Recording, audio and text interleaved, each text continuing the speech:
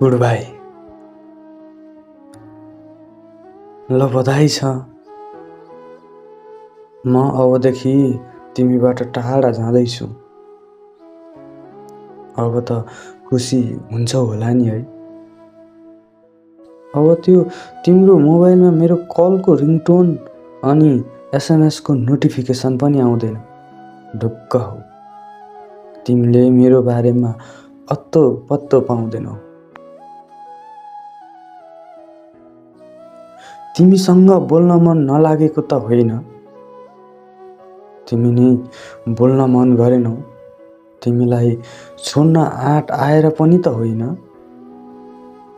छोड्नुपर्ने बाध्य बनायो। कारण सोध्दिन म, बस अबको दिनमा राम्रो प्रगति गर्नु। म राम्रो अनि तिमी नराम्रो भन्न पनि त खोजेको होइन।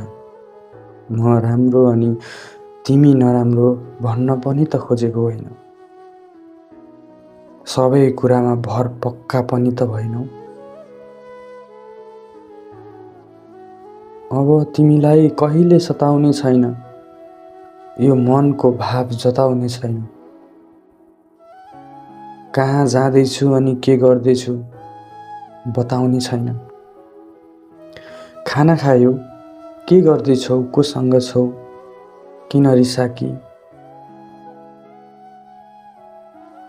के भयो आज, यस्ता सानातिना कुराले तिमीलाई बोर बनाउने छैन। एक अन्तिम चोटि भन्दैछु, गुड बाई।